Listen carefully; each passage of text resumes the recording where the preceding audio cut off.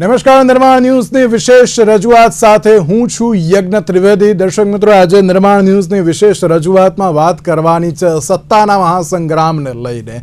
5 રાજ્યોની જે વિધાનસભાની ચૂંટણી હતી અને તેમાં પણ ભારતીય જનતા પાર્ટીએ 3 રાજ્યમાં જે ભગવો લહેરાવ્યો છે અને તેની સાથે જ કેરળમાં 10 વર્ષ પછી કોંગ્રેસની જે ઘર વાપસી જોવા મળી હોય તે પ્રમાણેની પરિસ્થિતિનું જે નિર્માણ પણ થયું છે અને તેની સાથે જ જ્યારે પોંડિચેરીની પણ વાત કરીએ તો તેમાં પણ ભારતીય જનતા પાર્ટીએ જે સરકાર બનાવવા જઈ રહી છે। પશ્ચિમ બંગાળ જે એમ કહેવાય ને કે અનએક્સપેક્ટેડ સ્ટેટ હતું, અનએક્સપેક્ટેડ બહુ જ હતું કે આ વખતે શું થશે। ગઈ વખતે 77 પણ ક્યાંક અટક્યા હતા, તો આ વખતે શું 100 અત્યારે જોવા મળશે, 100 પ્લસ અત્યારે તો જોવા મળશે। પણ જે પ્રમાણે રૂઝાન જે સામે આવ્યા 200 પ્લસની જે અત્યારે પરિસ્થિતિ જોવા મળી રહી છે। સવાલ એ છે કે જ્યારે આ પ્રકારનું જે રિઝલ્ટ તો સામે આવ્યું છે પણ તેની સાથે ભારતીય જનતા પાર્ટીને આ વખતે ઘણી બધી જગ્યાએ લોકોએ એક્સેપ્ટ કરી છે અને એ પણ કયા કારણોસર એક્સેપ્ટ કરી છે હું આજે તેને લઈને પણ વાત કરવાનો છું। તો બીજી બાજુ ક્યાંક જે એમ કહેવાય ને કે ત્રીજો પક્ષ ક્યાંય ચાલતો નથી એવી બાબત માત્ર ગુજરાતમાં ચાલી હતી, પરંતુ જે પ્રમાણે તમિલનાડુની વાત કરું તો તમિલનાડુમાં પણ અત્યારે તો જે ત્રીજો પક્ષ આ વખતે ચાલી ગયો છે। 2 સ્થાનિક પક્ષો કે જે અત્યાર સુધી ક્યાંક એમ કહેવાય ને કે જે ચૂંટણી લડતા હતા, જે પરિસ્થિતિ જોવા મળી હતી, ભાજપ અને કોંગ્રેસ તો હતા જ, પણ તેની સાથે જે એલાયન્સ કરેલી જે અન્ય પાર્ટીઓ છે ડીએમકે, એઆઈએડીએમકે, એ બંનેને પાછળ છોડીને એક નવી પાર્ટી કે જેની જે શરૂઆત થઈ અને તે તમિલગાંવ વેટ્ટી કઝયમ એટલે કે ટીવીકે ની જે એક શરૂઆત હતી અને જે પ્રમાણે એ લોકોએ જે જીત હાંસલ કરી છે એ પણ અનએક્સપેક્ટેડ છે। એ પણ ક્યાંક વિચાર્યું નહોતું કોઈએ પણ કે આ પ્રકારનું રિઝલ્ટ પણ અત્યારે તો જે જોવા મળશે। બીજી બાજુ જોવા જઈએ તો જે આસામની વાત કરું તો આસામમાં ભારતીય જનતા પાર્ટીએ હેટ્રિક જીત હાંસલ કરી છે। પુડુચેરીમાં પણ જે ભારતીય જનતા પાર્ટીએ જે જીત હાંસલ કરી છે। કેરળમાં આ વખતે મહેનત ઘણી બધી કરી હતી ભારતીય જનતા પાર્ટીએ, પરંતુ ક્યાંક જે એમ કહેવાય ને કે ના એન્ટ્રી તો અત્યારે જોવા મળી, પરંતુ જે ડબલ ડિજિટમાં ક્યાંક ન ગયા હોય તે પ્રમાણેની પરિસ્થિતિ પણ સામે આવી છે। સાથે જ તમામ મુદ્દાઓ પર આજે મારે ચર્ચા વિચારણા કરવી છે અને આજના આ તમામ મુદ્દાઓ પર ચર્ચા વિચારણા કરવા માટે અમારી સાથે જોડી ગયા છે જીતેન્દ્ર તિવારી કે જેઓ હિન્દુસ્તાન સમાચારના એડિટર છે, સાથે સાથે રાજનૈતિક વિશ્લેષક પણ છે। ડૉક્ટર પ્રદીપ મલિક અમારી સાથે જોડી ગયા છે કે જેઓ વરિષ્ઠ પત્રકાર છે અને સાથે જ ડૉક્ટર હેમંત ભટ્ટ અમારી સાથે જોડી ગયા છે કે જેઓ ભારતીય જનતા પાર્ટીના પ્રવક્તા છે અને ડૉક્ટર નિકુલ પટેલ અમારી સાથે જોડી ગયા છે કે જેઓ કોંગ્રેસ પાર્ટીના પ્રવક્તા છે। આપ સર્વેનું સૌથી પહેલાં તો સ્વાગત છે। जितेंद्र जी, शुरुआत में आपसे करना चाहूंगा। देखिए जितेंद्र जी, 5 राज्य थे, 5 स्टेट्स, मगर सबकी नज़र एक ही स्टेट पे थी और वो था वेस्ट बंगाल, कि जहाँ पे बहुत सारी मेहनत इस बार भारतीय जनता पार्टी ने की थी, साथ में टीएमसी ने भी की थी। सब लोग यही सोच रहे थे कि नहीं, भारतीय जनता पार्टी पिछली बार जो 77 जो सीट्स लाई थी तो कहीं पे ऐसा भी लग रहा था कि नहीं 100 सीट तक कहीं पे वो लोग स्टॉप हो जाएंगे, मगर इस बार जिस तरीके से भारतीय जनता पार्टी सत्ता बनाने जा रही है वेस्ट बंगाल में, सबसे पहले आप इसको किस तरीके से देख रहे हो? देखिए, ये मैं बंगाल को बहुत लंबे समय से देखता रहा हूं। जब वहां कम्युनिस्टों की सरकार थी तो मुझे ध्यान है सन 2000 या 2001 में ममता बनर्जी जी दिल्ली में एक कुछ लोगों को लेकर आई थी जिनके हाथ यहाँ तक, ये पंजे कटे हुए थे, यानी जिनके हाथ थे वो यहाँ तक हाथ थे केवल, इसके पीछे पीछे। और तब ये पता चला कि जो लोग तृणमूल कांग्रेस को जिन्होंने वोट दिया था, कम्युनिस्टों ने उनके हाथ काट दिए थे आगे के। यानी वहां हिंसा की जो राजनीति हो रही थी उसके खिलाफ ममता बनर्जी ने जितना संघर्ष किया था और जितनी लंबी लड़ाई लड़ी थी, उसके परिणाम स्वरूप ही उनको सत्ता वहां मिली थी और कम्युनिस्टों का जो एक लंबे समय से शासन चला आ रहा था वो उखाड़ा था।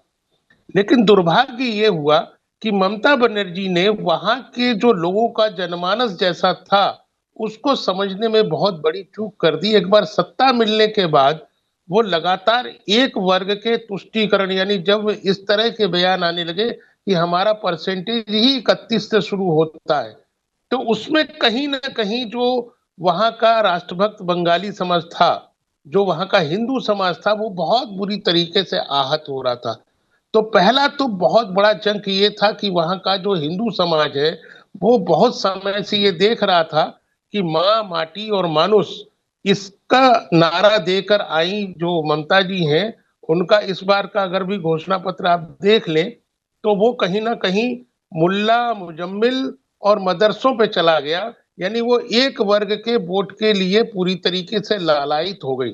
दूसरा जो भ्रष्टाचार है, वो अपने चरम पर गया। हमने देखा कि कोयला घोटाले की और बाकी चीज़ों की जाँच करते समय जिस तरीके से ममता बनर्जी फ़ाइल लेकर वहाँ फ़ाइल लेने चली गईं अपने पद को भूलकर भी, तो बता रहा था कि कहीं न कहीं कोई बहुत बड़ी चीज़ है।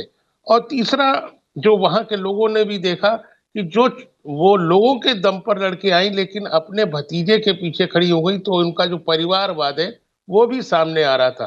तो ये तीनों ऐसी चीज़ें थी जो उनके बहुत बुरी तरीके से खिलाफ जा रही थी।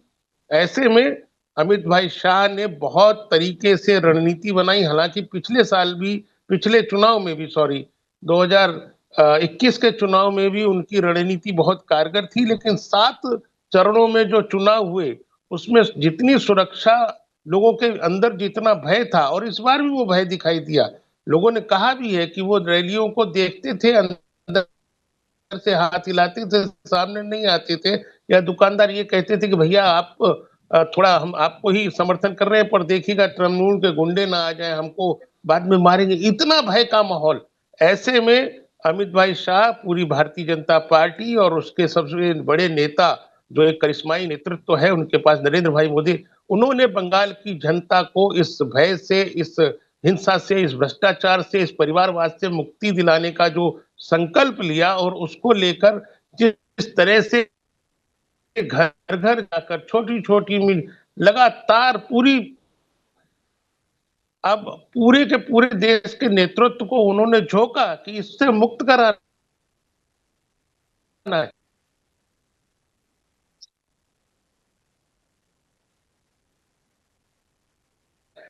बंगाल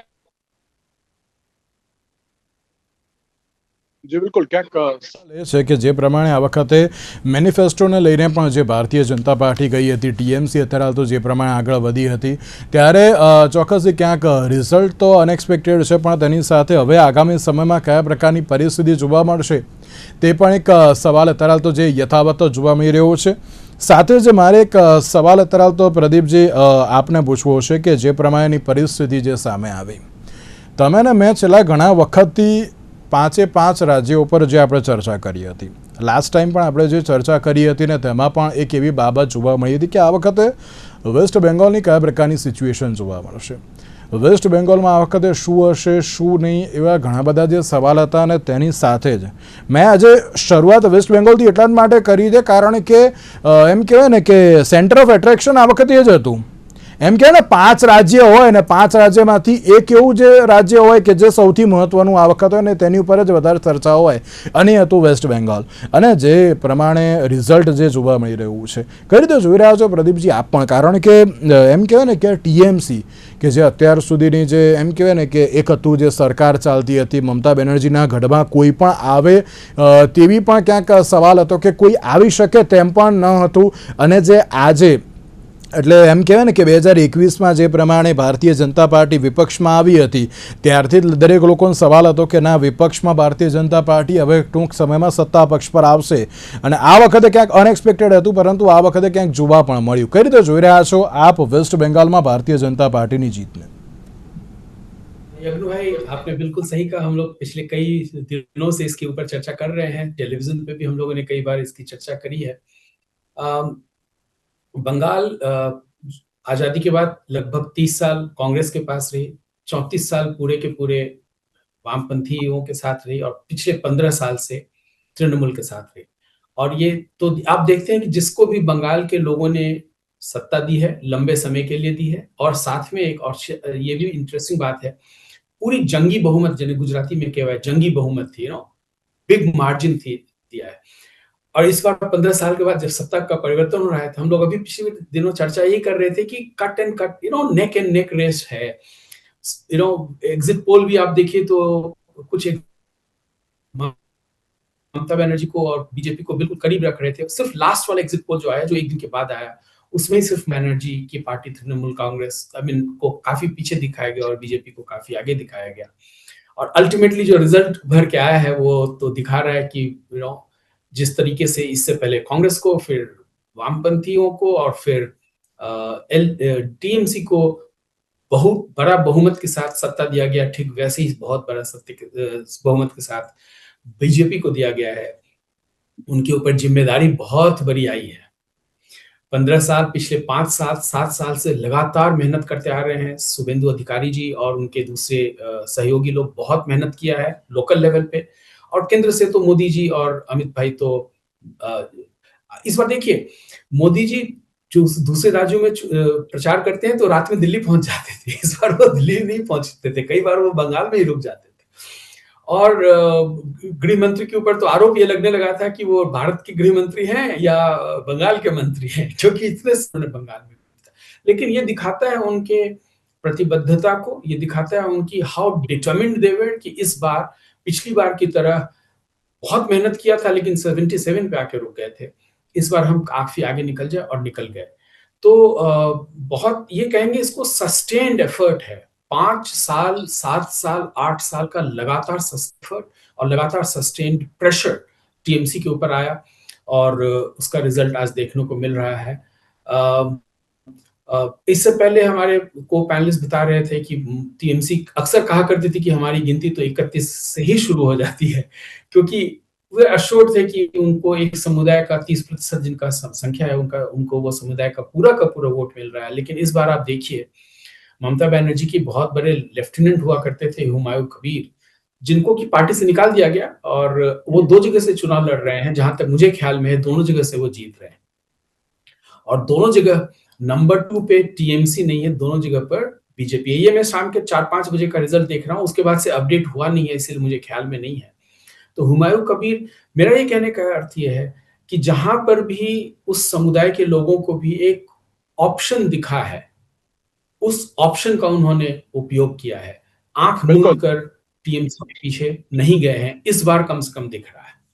ओके નિકુલ ભાઈ, મહેનત ઘણી બધી હતી પણ પછી રિઝલ્ટ નથી જોવા મળતું કોંગ્રેસ પાર્ટીનું। ચલો પશ્ચિમ બંગાળમાં હું તમને એટલું વધારે ના પૂછી શકું, કારણ કે એટલી બધી ક્યાંક સીટ ઉપર તમે તમારા જે ઉમેદવારો હતા એટલા ઉતાર્યા ન હતા। આસામ, પુડુચેરી જે પ્રમાણેનું પરફોર્મન્સ જોવા મળ્યું, ક્યાંક સવાલ ઘણો બધો થતો હોય છે કોંગ્રેસના નેતૃત્વને લઈને અને કોંગ્રેસની રણનીતિને લઈને।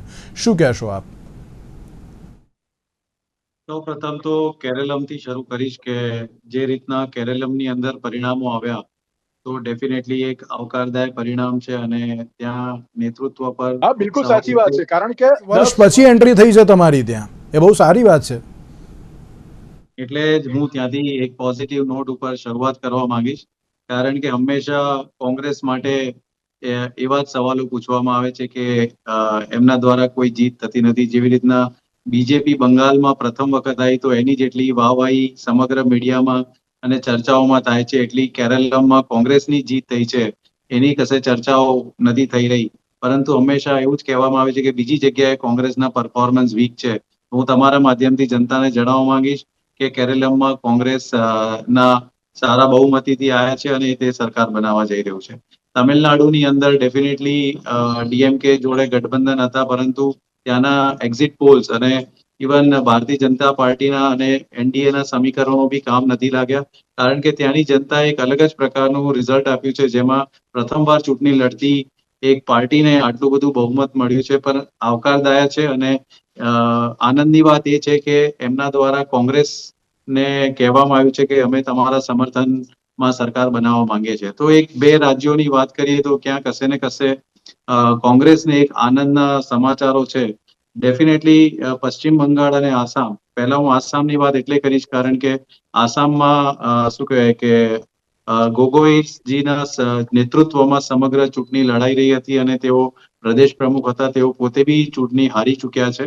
અને જે પરફોર્મન્સ છે, જે આસામમાં જે આશાવાદ હતો એ કશે ને કશે નિરાશા નીવડ્યું છે। તો એના પાછળના મૂળભૂત કારણો જોઈએ તો ડેફિનેટલી ત્યાં જે સીએ ના મુદ્દા હતા કે જે રીતના ચૂંટણી પહેલા પારિવારિક આક્ષેપો જે આસામ ગવર્મેન્ટ દ્વારા કરવામાં આવ્યા અને એના બધા લીધે બી એક શું કે પરસેપ્શન બિલ્ડિંગ કરવાનો જે પ્રયત્ન થયો એમાં જે પરિણામો આવ્યા એ ફેવરમાં નથી આવ્યા. સામે વેસ્ટ બેંગાલ ડેફિનેટલી બીજેપી પ્રથમ વખત ત્યાં સરકાર બનાવવા જઈ રહી છે તો અભિનંદન છે, કારણ કે જે રીતના પેનલ મેમ્બરે વેસ્ટ બેંગાલનો ઇતિહાસ કીધો, ખરેખર ત્યાંની જે જનતાને જે જરૂર હતી એ પ્રમાણેના એમના મેન્ડેટ મળ્યા છે. અને હવે ભારતીય જનતા પાર્ટી માટે ચેલેન્જીસ એટલા જ છે જેટલા પહેલા હતા, કારણ કે આજે બી તમે જુઓ તો જીત પછી તૃણમૂલ કોંગ્રેસના ઓફિસ કાર્યાલય કસે સળગાવવામાં આવ્યા છે અને હિંસાનો દોર ચાલુ થયો છે. શું આ હિંસાનો દોર નવી સરકાર આવશે એ કંટ્રોલ કેટલો કરી શકશે? પણ ઓવરઓલ કોંગ્રેસ માટે જે પરિણામો છે એ કશે ને કશે આશાવાદ છે અને રાહુલજીના નેતૃત્વમાં અને મલ્લિકાર્જુન ખડગેજીના નેતૃત્વમાં એમ કહી શકાય કે એક ચોથું રાજ્ય છે જ્યાં કોંગ્રેસની સરકાર બનવા જઈ રહી છે.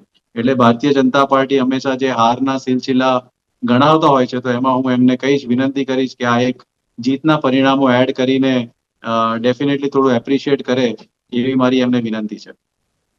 બિલકુલ બિલકુલ. હેમંતભાઈ, 5 રાજ્ય અને એમાં પણ સેન્ટર ઓફ એટ્રેક્શન, મારે સૌથી પહેલી શરૂઆત હેમંતભાઈ એનાથી જ કરવી છે. વેસ્ટ બેંગાલ બહુ જ એમ કહેવાય ને કે અનએક્સપેક્ટેડ એક જીત હતી.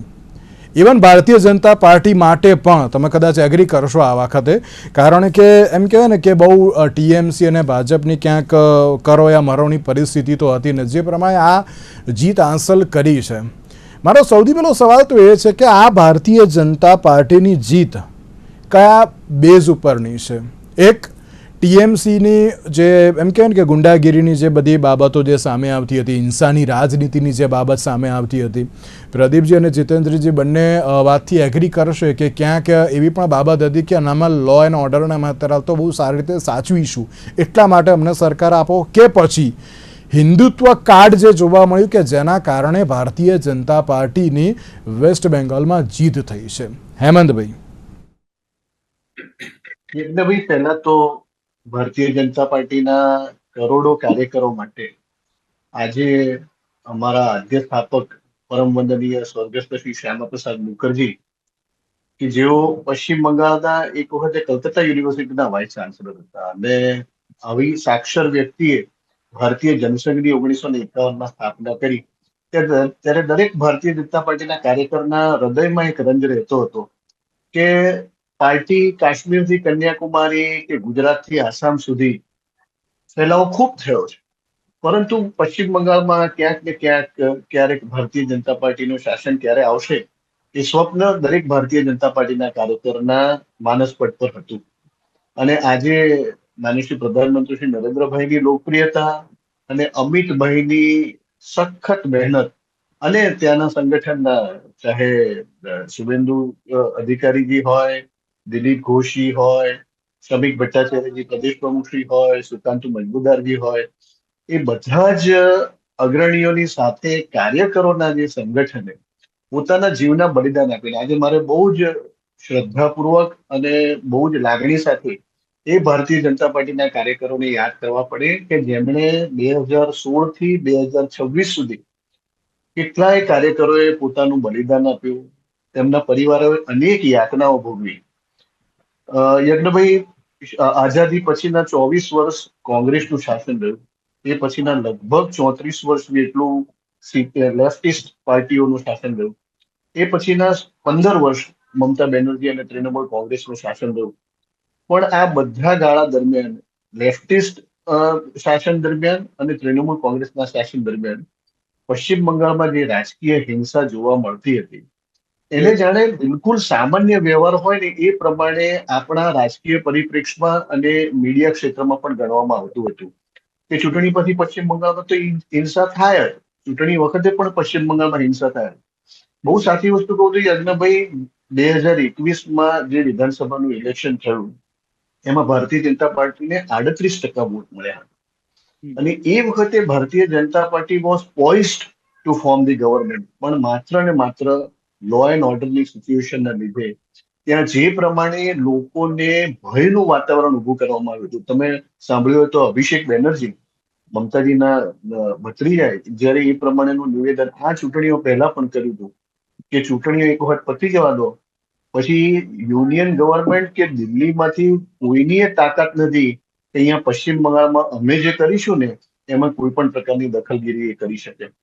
હવે આ પ્રમાણેનું બોસ્ટિંગ હોય, હમણાં જ અમારા સાથી વિશ્લેષક મિત્રએ યાદ કર્યું કે ઈડીની રેડ થઈ હોય અને પશ્ચિમ બંગાળના મુખ્યમંત્રી જાતે એમની જે આખી જે મીડિયા સંસ્થા હતી આઈપેક, એના ઓફિસ ઉપર જઈને ત્યાંના રેકોર્ડ્સ લઈ અને define all the rules and regulations and the niceties of a CM, અને પોતે જ્યારે આ બધા રેકોર્ડ્સ લઈને ઘરે જાય ત્યારે એક જનતાના મગજમાં કેવી ઇમેજ જાય એક આખા મુખ્યમંત્રી તરીકેની કે એમના જ એજ્યુકેશન મિનિસ્ટર પાર્થ ચેટર્જીના ઘરમાં જ્યારે 50 કરોડ રૂપિયાની રોકડ નોટો અને સોનાના ઘરેણા અને દાગીનાનો ઢગલો જ્યારે પકડાય, આખું એ મોટું ટીચર સ્કેમ થાય, આ બધા દ્રશ્યો પશ્ચિમ બંગાળની જનતાએ જોયેલા છે. જે પ્રમાણે આરજીકાર મેડિકલ કોલેજમાં એક પોસ્ટ ગ્રેજ્યુએટ મેડિકલ સ્ટુડન્ટની ઉપર બહુ જ શરમજનક ઘટના ઘટે અને પછી એનું અપમૃત્યુ થાય, એ જ રીતે સંદેશ ખાલીમાં જે રીતે જહાંગીર ખાન અને એમના સાથી મિત્રો દ્વારા જે પ્રમાણે સ્ત્રીઓનું શોષણ થતું, લેન્ડ ગ્રેબિંગની જે કઈ ઘટનાઓ બની, સંદેશ ખાલીની ઘટનાઓ, અને એની સામે આમે તમે જુઓ તો આ પશ્ચિમ બંગાળના ઇલેક્શનના લો એન્ડ major ઓર્ડર મુદ્દા કયા છે? તમે કહો છો પશ્ચિમ બંગાળમાં આપણને બધાને એવું થાય છે કે SIR was the main factor પશ્ચિમ બંગાળના ઇલેક્શનમાં, but it was not. Analysis એવું કે છે કે unemployment was the biggest factor in West Bengal. 36.6% લોકોએ they considered unemployment was the biggest factor. Second factor was the law and order situation and safety of women. 19.4% of the population of West Bengal ticked second. That was the major problem. Corruption was 11.4% approved by the West Bengal population. અને SIR નો મુદ્દો તો માત્ર 2.9% લોકોએ એવો ગણ્યો હતો કે જે આ ચૂંટણીમાં મુખ્ય મુદ્દો છે. એટલે આ જે ત્રણ મુદ્દા હતા અને એને સામે ભારતીય જનતા પાર્ટીએ મહિલાઓના સન્માન માટેની વાત કરી, 3,000 રૂપિયા આર્થિક સહાયની વાત કરી, સંદેશ ખાલીના જે મેઇન આપણા મહિલા આગેવાન રેખા પાત્રાને પશ્ચિમ બંગાળમાંથી ટિકિટ આપી, આરજીકર બળાત્કાર કેસના પીડિતાની માતા રત્ના દેવનાથને પાનીહાટી બેઠક પરથી ટિકિટ આપી.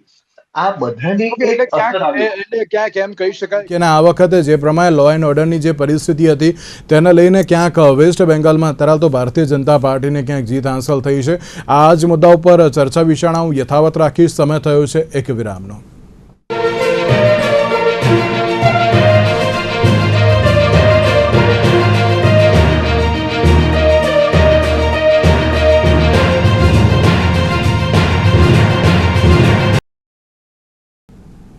નમસ્કાર, વિરામ બાદ ફરી એકવાર આપનું સ્વાગત છે. જે પ્રમાણે આપણે 5 રાજ્યોની વિધાનસભાની ચૂંટણીના પરિણામ ઉપર જે ચર્ચા વિચારણા કરી રહ્યા છે અને તેમાં પણ જે ભારતીય જનતા પાર્ટીએ જે 3 જેટલા રાજ્યમાં ક્યાંક ભગવો તો લહેરાવ્યો છે અને તેની સાથે કેરળમાં પણ 10 વર્ષ બાદ કોંગ્રેસની જે એન્ટ્રી પણ જોવા મળી રહી છે. ચોક્કસ આ જે રિઝલ્ટ છે ઘણું મહત્વનું અત્યારે તો જોવા મળી રહ્યું છે. રિઝલ્ટ ઉપર ચર્ચા વિચારણા કરી રહ્યા છે.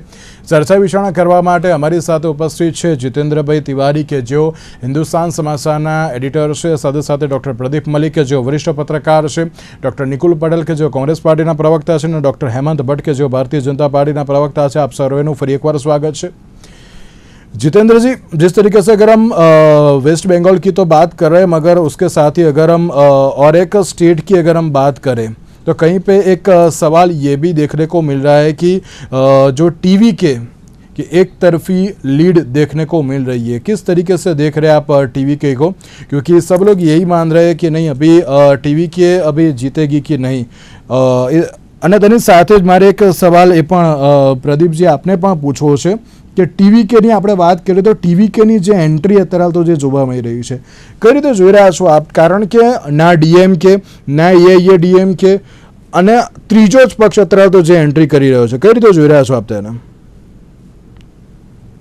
देखिए यज्ञ भाई, हम लोग पिछली बार भी बात कर रहे थे तमिलनाडु लगभग स्विंग स्टेट है, एक बार डीएमके, दूसरी बार एआईएडीएमके। ये पिछली बार ही ऐसा हुआ कि लगातार डीएमके को दूसरी बार की सीट मिल गई। और डीएमके बहुत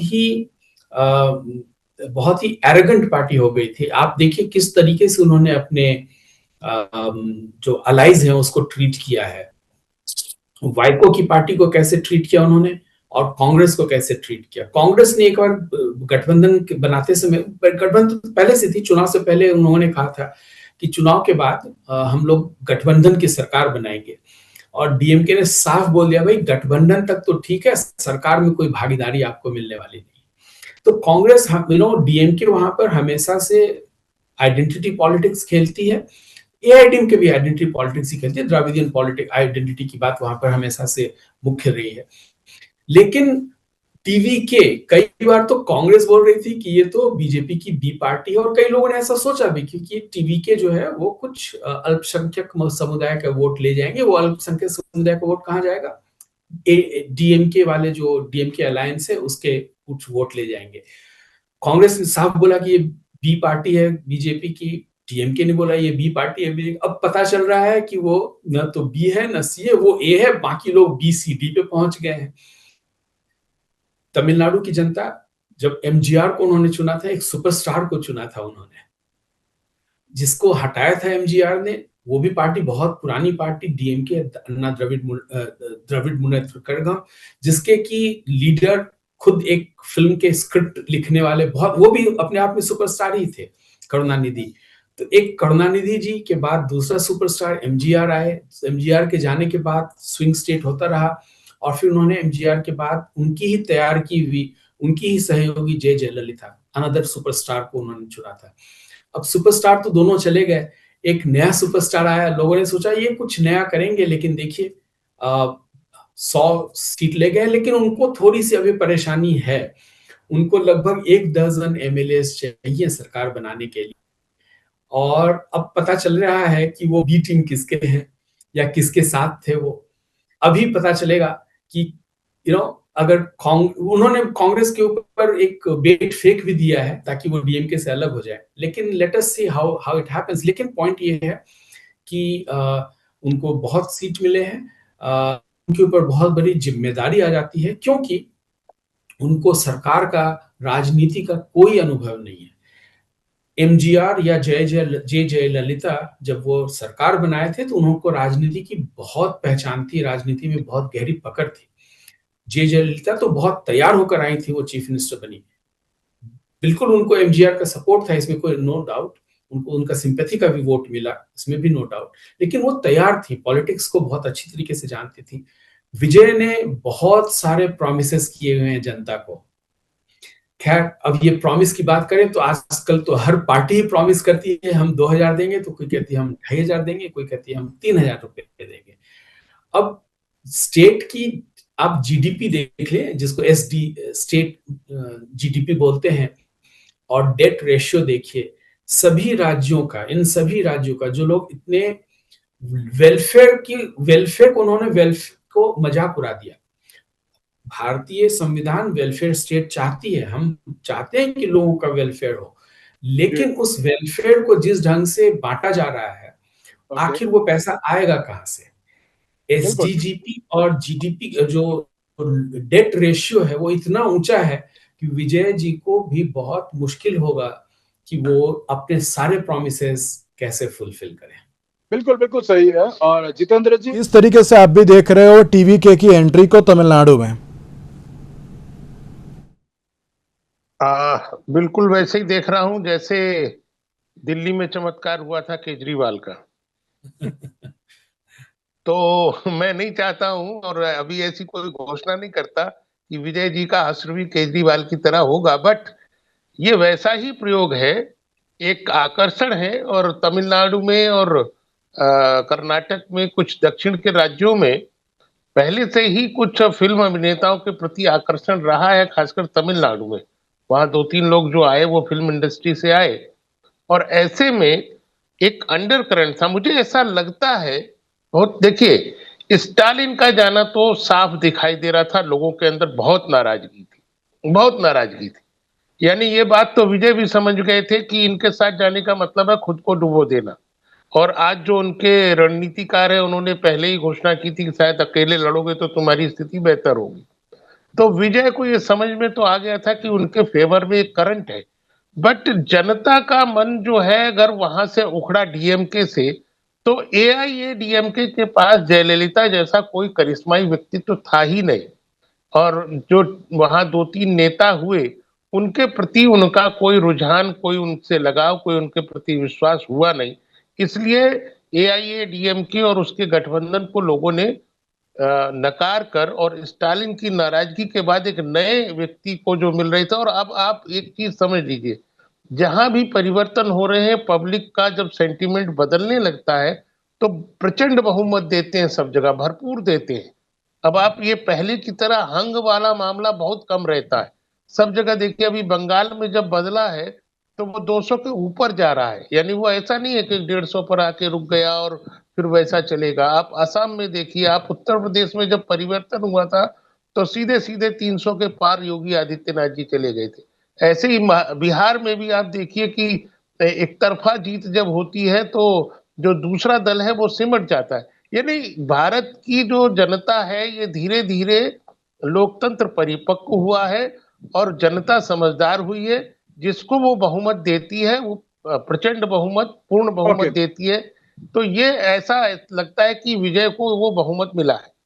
जी जितेंद्र जी, ये तमिलनाडु की तो बात की, मगर जिस तरीके से अगर हम केरलम की बात करें, केरलम में इस बार यूडीएफ जिस तरीके से आ गया है, कहीं पे अगर हम वोट शेयर की बात करें तो 45% वोट शेयर भी कहीं पे दिखने को मिल रहा है। केरलम के बारे में आप क्या कहोगे?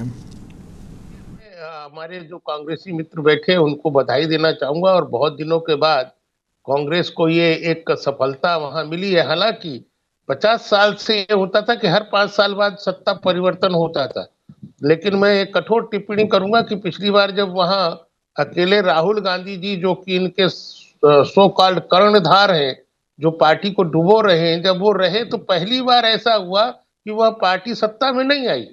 दोबारा के इस प्रयोग में वहां चूंकि राहुल जी की जगह प्रियंका जी का चेहरा था और वो लोग सत्ता में आए। और दूसरा, अब धीरे धीरे करके कम्युनिस्ट पार्टी अपना वजूद खोती जा रही है और वो वहां जिन लोगों के बल पे सत्ता में थी, यानी कि अगर कांग्रेस वहां एक मुस्लिम लीग और बाकी सबके बल पर वहां चल रही थी, तो दूसरा जो पक्ष है, जो हिंदू पक्ष है, वो एक प्रकार से कम्युनिस्टों के साथ रहा है।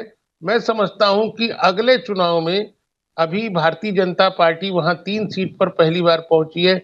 निश्चित तौर पर आगे आने वाले चुनाव में वहां भारतीय जनता पार्टी के लिए कुछ कुछ संभावनाएं अब और अधिक बनने लगेंगी। ओके પ્રદીપ જી, એક 30 સેકન્ડ ખાલી. પુડુચેરીને લઈને પણ આપ શું કહેશો, જે પ્રમાણે ભાજપની ફરી એકવાર જીત થઈ છે? પ્રદીપજી. पुडुचेरी में ऑल इंडिया एनआर कांग्रेस सत्ता में थी और सत्ता में अब बनी रहेगी, ऐसा दिख गया है, साफ है। देखिए, कांग्रेस की टिप्पणी हो रही है, उसमें और ऐड हो जाएगा। कांग्रेस को ये सोचना पड़ेगा कि ये वहां के जो चीफ मिनिस्टर एक समय में वो कांग्रेस के नेता हुआ करते थे, कांग्रेस से ही अलग होकर उन्होंने वहां पार्टी बनाई। ममता बनर्जी कांग्रेस की नेता हुआ करती थी, कांग्रेस से ही अलग होकर उन्होंने एक पार्टी बनाई। असम के जो हेमंत बिस्वा शर्मा है, कांग्रेस के ही नेता हुआ करते थे, कांग्रेस से ही अलग होकर वो फिर भाजपा में जुड़ गए। आप देखिए, कांग्रेस के जहां भी जो होनहार नेता होते हैं, उनको वो ग्रूम नहीं कर पा रहे हैं, उनको अपने साथ रोक नहीं पा रहे हैं, उनके अपने में रिटेन नहीं कर पा रहे हैं। तो NR, all India NR Congress ने अच्छा काम किया है। बहुत ही लोगों का ध्यान नहीं था, इतना छोटा राज्य है, छोटा राज्य नहीं, यूटी है, छोटी सी असेंबली है, लोगों को बहुत ध्यान नहीं था, लेकिन काम अच्छा कर रही है और उसका उनको फल मिल रहा है। ओके निकुल, સવાલ દર વખતે સામાન્ય જનતાને થતો હોય છે કે ઇન્ડી એલાયન્સની આપણે વાત કરીએ, એ જ્યારે લોકસભામાં હોય ત્યારે બધા અત્યારે તો જે ભેગા મળીને અત્યારે તો લડતા હોય છે, પણ જે પ્રમાણે મેં આઈ થિંક 2 દિવસ પહેલાં જ મેં મલિક સર જોડે મેં આની ઉપર ચર્ચા કરી હતી કે દરેક લોકો કન્ફ્યુઝ થતા હોય છે કે લોકસભામાં ઇન્ડી એલાયન્સને અમારા વોટ આપવાનો, પણ હવે વિધાનસભાની વાત આવતી ત્યારે બધા અત્યારે તો એકબીજાના વિરુદ્ધમાં અત્યારે બોલતા હોય છે। એટલે જો પક્ષ અત્યારે તો જો બધા એક હોય તો પછી આ પ્રકારની પરિસ્થિતિ કેમ? કેમ કે નિકુલભાઈ, આ જ પરિસ્થિતિ વેસ્ટ બેંગોલમાં પણ જોવા મળી હતી કે જ્યાં રાહુલ ગાંધીજીએ જે કહ્યું હતું કે ના મમતા બેનર્જીના કારણે ભારતીય જનતા પાર્ટી અહીંયા એન્ટ્રી લઈ રહી છે. બીજી બાજુ તમિલનાડુમાં પણ આ જ પ્રકારનો જે ક્યાંક સવાલ જોવા મળ્યો હતો. એટલે સવાલ એ થતો હોય છે કે ના કોંગ્રેસ પાર્ટી અત્યારે ચલો બધાને ભેગા કરી રહી છે, એક એલાયન્સ બનાવી રહી છે, પણ જ્યારે વિધાનસભાની વાત આવે ત્યારે ક્યાંક સવાલ ઘણા બધા થઈ જતા હોય છે. આ ક્યાંક એક એમ કહેવાય ને કે ગુથ્થી અત્યારે હાલતો છે કે જે સોલ્વ થઈ શકતી નથી તેવી બાબત છે, અને તેમાં ભારતીય જનતા પાર્ટી ફાઈ જતી હોય ને તે પ્રમાણેની પરિસ્થિતિ છે. ઇન્ડી ગઠબંધન જ્યારે પ્રસ્થાપિત થયું ત્યારે આપણે જોયું કે કઈ રીતના સમીકરણો હતા, અને ખાસ કરીને વેસ્ટ બેંગાલની વાત કરીએ તો મમતા બેનર્જી એમાં કયો રોલ પ્લે કર્યો આપને સૌને ખબર છે. એટલે જ્યારે સ્થાનિક રાજકારણ એટલે કે પ્રાદેશિક રાજકારણની વાત આવે તો કશે ને કશે જે પ્રાદેશિક પક્ષો છે એને પોતાના અસ્તિત્વનો પ્રશ્ન ઉદ્ભવતો હોય છે, અને પ્રશ્ન ઉદ્ભવવાના કારણે જ્યારે સીટ શેરિંગનો જે મુદ્દો આવે છે ત્યાં કશે ને કશે જે સમન્વય બેસવો જોઈએ બેસતો નથી હોતો. એના કારણે બી આ એક કારણ હોઈ શકે કે જ્યારે ચૂંટણીઓ વિધાનસભાની હોય ત્યારે બધા પોતપોતાના ઇન્ડિપેન્ડન્ટ ચૂંટણી લડતા હોય છે, અને જ્યારે કેન્દ્રીય લેવલ ઉપર હોય ત્યારે એક જૂથ થઈને બધા જોડે મળીને લડતા હોય છે.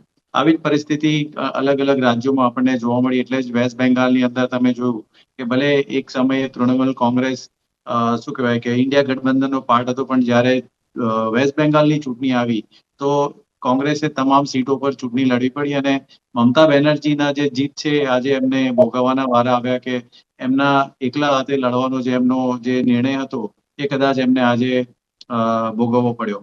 અને જેવી રીતના કેરળમની અંદર અમે યુનાઇટેડ ડેમોક્રેટિક ફ્રન્ટ તરીકે લડ્યા તો ત્યાં અમને એક સારી શું કહેવાય કે સફળતા મળી છે. અને તમિલનાડુમાં ડેફિનેટલી ડીએમકે જોડે કોરેલેશન હતું, પરંતુ જે પરિણામો આવ્યા એ કોંગ્રેસના ફેવરમાં બી નથી, અને ત્યાંની આખી પરિસ્થિતિ અલગ છે. પણ એટલું જ કહીશ કે જ્યારે કેન્દ્રીય નેતૃત્વ હોય, કોંગ્રેસ એક મોટા ભાઈ તરીકેનો રોલ પ્લે કરવો જોઈએ, પરંતુ જ્યારે પ્રાદેશિક લેવલ પર આવે છે તો એ રોલમાં કશે ને કશે સફળતા મળી નથી રહી. નિકુલભાઈ, એક સવાલ કે અત્યારે જીતેન્દ્રજી અને મલિક સર બંને મારાથી એગ્રી કરશે વાતને કે કોંગ્રેસ એક એવો પક્ષ હતો કે જેમાં દરેક લોકો પાછળથી આવતા હતા કે ભાઈ અમને સપોર્ટ આપો, અમે અત્યારે તો જીતીએ. પણ હવે અત્યારે કોંગ્રેસને ક્યાંક જે પ્રાદેશિક પક્ષ સાથે જવું પડે છે ને તે પ્રમાણેની પરિસ્થિતિ સામે આવી છે. એવું લાગે છે કે ના હવે બહુ જ મનોમંથનની જરૂર આવી ગઈ છે તેમ, અને હવે ક્યાંક એમ કહે ને કે ના સુધારા વધારા કરવાની બહુ જ જલ્દીથી જરૂર છે તેમ. તમે જુઓ તો જે રીતના બંને પેનલ મેમ્બરે કીધું કે જે પ્રાદેશિક નેતાઓ છે એ કોંગ્રેસના જ ભાગ હતા, અને કોંગ્રેસમાંથી છૂટા પડીને પોતાના રાજનૈતિક કરિયરની શરૂઆત કરી, અને અત્યારે તેઓ સત્તા ઘણી જગ્યાએ ભોગવી રહ્યા છે અને ઘણી જગ્યાએ વિપક્ષમાં બી છે. પરંતુ કોંગ્રેસે ડેફિનેટલી પોતાના ઓવરઓલ ઇન્ડિયાની અંદર પોતાનો શું સ્ટેટ છે અને કેવી રીતના એને આગળ વધવું જોઈએ, કેન્દ્રીય નેતૃત્વ એના કોર વર્કિંગ કમિટીમાં કામગીરી કરતા હશે. શશી થરૂરનું હંમેશા લોકો એવું કહેતા હતા કે કોંગ્રેસ એમને સપોર્ટ નથી કરી રહી, પરંતુ આજે તમે જુઓ કે કેરળમાં એમને ફ્રી હેન્ડ આપવામાં આવ્યો, અને જે રીતના એમના શું કહેવાય કે સ્ટ્રેટેજી અને એમના ગાઈડન્સ અને મલ્લિકાર્જુન ખડગેજી અને રાહુલ ગાંધીના ટીમ અને પ્રિયંકા ગાંધીજીએ જે રીતના કામગીરી કરી તો એની સફળતા મળી. એટલે સંગઠન સૃજન અભિયાનના ધીમે ધીમે પરિણામો આઈ થિંક ઓવરઓલ દેશની અંદર કોંગ્રેસને જોવા મળશે, અને એના ફાયદાઓ બી આવનારા દિવસોમાં કોંગ્રેસને મળવા જોઈએ એવું મને લાગી રહ્યું છે. ओके जितेंद्र जी, आज किस तरीके से भारतीय जनता पार्टी की जीत हुई है, किस तरीके से आप देख रहे हो? वहां पे भी क्या हिंदुत्व का ही मुद्दा था? नहीं, वहाँ दो मुद्दे थे, लेकिन उसका जो मैं अभी विश्लेषण कर रहा था मुझे बड़ा आश्चर्य हुआ। वहाँ हिंदुत्व का मुद्दा तो अब ऐसे आएगा या आना चाहिए। वैसे तो वहाँ हेमंत विश्व शर्मा का अपना एक करिश्माई नेतृत्व है, उनका जो पब्लिक कनेक्ट है, जिस तरीके से वो अपने लोगों के बीच में गए, कभी आपने उनकी रैलियां देखी होंगी, कितना वो मतलब लोगों से कितना कनेक्ट है और कितनी पब्लिक उनकी दीवानी है, ये उनकी रैलियों में साफ दिखाई दे रहा था। इसलिए कोई संदेह था ही नहीं। दूसरी तरफ कांग्रेस में तो कोई नेतृत्व ही नहीं बचा था। उनके जो पार्टी हाईकमान थे वहां के स्टेट के, वो खुद ही चल के भाजपा में आ गए। लेकिन अब हिंदुत्व कार्ड है या नहीं, ये तो कांग्रेस के हमारे मित्र बताएंगे। मैं अभी देख रहा था कि इंडियन नेशनल कांग्रेस के 19 लोग वहां से जीते, 19 कैंडिडेट जीते हैं। गजब की बात यह है कि उनमें से मात्र एक हिंदू है। अब ये क्यों हुआ, कैसे हुआ, ये तो समझने वाली बात है कि जो कांग्रेस पार्टी है और बंगाल में भी जो उनके 2 सदस्य जीते हैं, तो वो सदस्य जो हैं मुस्लिम हैं। तो अब धीरे धीरे जो कांग्रेस है वो बजाय पूरे समाज के और देश के पार्टी होने का, और ये इसलिए भी हो रहा है कि इनके ओके तेलंगाना के चीफ मिनिस्टर का बयान है कि जी भैया कांग्रेस मुसलमानों के बीच में उन्होंने खुले होकर कहा कि भैया हमारी वजह से आप हो, तो उसका जवाब दिया मुस्लिम लोगों ने कि हमारी वजह से आप हो। तो अब क्या कांग्रेस धीरे धीरे केवल मुस्लिमों की पार्टी बनती जा रही है, ये उनको सोचना है। क्योंकि भारतीय ओके जनता पार्टी ने तो अब सबका साथ सबका विकास का नारा लगाना शुरू कर दिया है। भले ही सारा समाज उसके साथ आ रहा है, और अब देखिए आपकी 155 सीटें बंगाल में वो जीत चुकी है और 50 सीटों पे आगे चल रही है, यानी अब 205 सीटें तो उसको मिलने वाली हैं, और उसमें कुछ सीटों पे मुस्लिम भी उनके साथ होंगे। लेकिन केवल और केवल 19 में से 18 जीतना, केवल मुस्लिम कैंडिडेट बीजेपी के जीतना, ये ओके कांग्रेस को समझना होगा। ઓકે હેમંતભાઈ, મને બે સવાલ છે. પહેલા મારે છે ને 30 સેકન્ડમાં મારે એક જવાબ આપની પાસે લેવો છે જે પોંડિચેરીને લઈને કઈ રીતે જોઈ રહ્યા છો તેમાં જે ભાજપની જીત થઈ છે તેને? જે પ્રમાણેનું શાસન થયું છે, he is considered as people's CM. The shortest popular acronym of N. Rangaswamy is he is a people's CM. જે પ્રમાણેની વેલફેર સ્કીમો ચાલી છે, ડેવલપમેન્ટ છે, સ્ટેબિલિટી એનડીએ ની સાથે રહીને એન રંગાસ્વામીજીએ જે પ્રમાણે પુડુચેરીમાં આપ્યું છે, એનું જ આ રિઝલ્ટ છે કે જેના લીધે થઈને એનડીએ ગઠબંધન ત્યાં 30માંથી 19 બેઠકો સાથે વિજયી થયું છે. અને એ ભારતીય જનતા પાર્ટીની જે ડેવલપમેન્ટ વાળી જે રાજનીતિ છે એનો જ વિજય છે. મને હમણાં જીતેન્દ્રભાઈ કહેતા હતા ને, એ બાબતમાં મારે તમને કહેવું છે, કેરાલામાં યુડીએફ ની 102 સીટો છે, કોંગ્રેસનો વિજય છે, નો ડાઉટ સર ઘણું સારું પરફોર્મન્સ છે. પણ એને તમે બ્રેકઅપ જુઓ ને તો તમને ખબર પડે કે કોંગ્રેસ 102 માંથી 63 સીટો જીતી છે અને ઇન્ડિયન યુનિયન મુસ્લિમ લીગ 22 સીટો જીતી છે, which is a record of sort four Indian union Muslim league. બાકીની બધી કેરાલા કોંગ્રેસ પી જોસેફ અને કેરાલા કોંગ્રેસ જેકબ, એ બધા તો 7 સીટો 1 સીટો ક્રમાનુસાર એ પ્રમાણે જીત્યા છે. તમે આમ અહીંયા ઇન્ડિયા ગઠબંધનની વાત કરો, ડીએમકે ની સાથે તમે તમિલનાડુમાં એલાયન્સમાં કોંગ્રેસ ચૂંટણી લડે, અને હવે જ્યારે ટીવીકે વિજયનની પાર્ટી જ્યારે 107 બેઠકો ઉપર જ્યારે અટકી છે, ત્યારે એને બહુમતી આપવા માટે તમે ડીએમકે નો છેડો ફાડી તમે એમ કહો કે તમે ટીવીકે ને સપોર્ટ કરવા માટે તૈયાર છો. મને એમ લાગે છે કે ઇન્ડિયા ગઠબંધનમાં સાથીદાર પક્ષો કેવી રીતે વિશ્વાસ કરશે, કે આ પાર્ટીનો વિશ્વાસ કેવી રીતે થઈ જશે? તમે ડીએમકે ની સાથે એલાયન્સમાં તામિલનાડુમાં ચૂંટણી લડો છો અને પછી તમે ટીવીકે ની સાથે, કે ટીવીકેમાં વિજયને સૌથી વધારે વિરોધ તો ડીએમકે નો કર્યો, અને ડીએમકે હાર્યું છે એની પાછળનું કારણ સ્ટાલિનની પોતાની આખી એક રેટરિક, નોર્થ વર્સિસ સાઉથ ડિવાઇડની વાત, ઉદયનિધિ સ્ટાલિનનું સનાતન ધર્મ અંગેના સ્ટેટમેન્ટ, અને જે પ્રમાણે સનાતન ધર્મનો અમે સમૂળગો નાશ કરીશું અને એઇડ્સ છે અને મેલેરિયા છે અને ડેન્ગ્યુ છે, એ પ્રમાણેના આખા હિન્દુ સમાજને ત્યાં આઘાત પહોંચાડે એ પ્રમાણેના જે સ્ટેટમેન્ટ છે, ત્યાંના તામિલનાડુની જનતાએ બહુ વ્યવસ્થિત રીતે વિચારીને આ વખતે ટીવીકેને વોટ આપે છે. એમાં આમે તામિલનાડુનું રાજકારણ છે, it is very very closely associated with film industry, right from NGR to Karunanidhi to Jayalalitha and now TVK party of Vijay. પરંતુ કોંગ્રેસની આ જે બેધારી નીતિ છે ને, મને એવું લાગે છે કે રાષ્ટ્રીય પક્ષ તરીકે it does not augur well for the future, even for the partners. અને બીજી બાજુ આસામની વાત તમે જે કરી હેમંત બિશ્વ જી સરપંચ, જી Hemant I would say it is the combination of good governance. તમે આસામમાં વિદ્યાર્થીની ભણે છે, એ દીકરી સારું ભણે, મેરિટોરિયસ 12મા ધોરણમાં પર્સન્ટેજ લાવે તો એને તમે 2 વ્હીલર મોપેડ આપો છો. તમે ફિમેલ્સને સેલ્ફ હેલ્પ ગ્રુપના 10,000 થી વાળીને 50,000ની આર્થિક સહાય કરો છો. 1,250 રૂપિયા દરેક મહિલાને તમે એની માસિક આર્થિક સહાય તમે કરો છો. ત્યાંના ટી વેન્ડર્સ, જે ટી ગાર્ડનમાં કામ કરતી મહિલાઓ છે, એ પ્રેગ્નન્સી માટે દાખલા તરીકે લીવ લે છે તો એને 12,000 રૂપિયાનું કમ્પન્સેશન તમે આપો છો. આયુષ્યમાન કાર્ડની યોજના છે, એમાં 5 લાખની કેન્દ્રની ને 5 લાખની આસામ સરકારની યોજના તમે એમાં ઉમેરો છો. મને એવું લાગે છે અનએમ્પ્લોયડ યુથ છે એમને સ્ટાઇપેન્ડ તમે 4,000 રૂપિયા આપો છો. આ જે વેલફેર સ્કીમ છે અને એની સાથે પોલિટિકલ સ્ટેબિલિટી છે અને ઓર્ગેનાઇઝેશનલ જે કંટ્રોલ છે હેમંત વિશ્વા શર્માનો, મને એવું લાગે છે. અને તમે જુઓ કોંગ્રેસની કેવી બેધારી નીતિ છે. કેરળમાં ઇન્ડિયન યુનિયન મુસ્લિમ લીગ સાથે એલાયન્સ કરે અને આસામમાં હેમંત વિશ્વા શર્માને કાઉન્ટર કરવા માટે ત્યાં ગયે વખતે all India United democratic front AUDF ની સાથે AIUDF ની સાથે એમનું ગઠબંધન અજમલ જેની પાર્ટી સાથે એ ગઠબંધન ત્યાં તોડી નાખવાનું, કારણ કે you don't want to give your impression as a pro Muslim. અને તે છતાં જીતેન્દ્રભાઈ કહ્યું કે તમારા 19 માંથી 18 તમારા માઇનોરિટી ઉમેદવાર જીતે.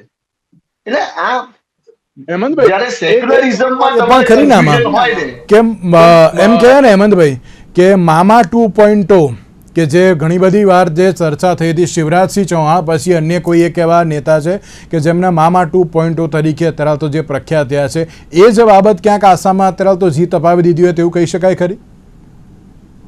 અને બીજું તમને કહું, કેરાલામાં 3 સીટ ભારતીય જનતા પાર્ટી જીતી છે. રાજીવ ચંદ્રશેખરન જેમને આપણે ચૂંટણીનો ભાર સોંપ્યો એ નેમમમાંથી 4,978 વોટથી જીતે, LDF ના મિનિસ્ટરને હરાઈને. હેઝીકોટમની સીટ તમે 428 ના નેરોમાંથી એન મુરલીધરન જીત્યા. ચતનુરની seat 4,398. The vote share of BJP in Kerala is 11.38%, 11.38%. CPM અને કોંગ્રેસને જે વોટ મળ્યા છે ને એ 25% છે. પ્રદીપજી મારી સાથે એગ્રી થશે. Anything about 10% is a big moral booster for any national party. BJP is a serious player in next 5 years in Kerala. જો પશ્ચિમ બંગાળ જીતી શકાય તો કેરાલા 110% જીતી શકાય.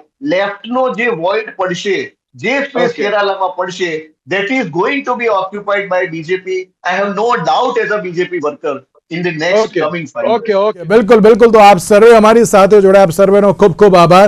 તો દર્શક મિત્રો, જે પ્રમાણે ક્યાંક હેમંતભાઈએ પણ કહ્યું કે વેસ્ટ બેંગાલ જીતી શકાય છે, તો હવે સાઉથમાં એટલે કે કેરળ કેમ ના જીતી શકાય, એટલે હવે ક્યાંક ચોક્કસથી કહી શકાય ખરી કે ભારતીય જનતા પાર્ટી માટે હવે સાઉથ બેલ્ટ એ સૌથી મહત્વનો અત્યારે તો બની ગયો છે. હવે જોવાનું રહ્યું કે ત્યાં અત્યારે તો કઈ રીતે એમને એક્સેપ્ટ કરશે. ને તેની સાથે બાબત એક પણ અત્યારે તો એ ચર્ચાઈ રહી છે કે જ્યારે પશ્ચિમ બંગાળમાં જે જીત હાંસલ કરી છે, લો એન્ડ ઓર્ડરની જે પરિસ્થિતિ અત્યારે જોવા મળી રહી છે, શું ભારતીય જનતા પાર્ટી તેને પણ હવે વ્યવસ્થિત કરી શકે છે કેમ, તે તો હવે આવનારો સમય જ બતાવશે. આજના વિશેષ કાર્યક્રમ બનાવશો. નમસ્કાર.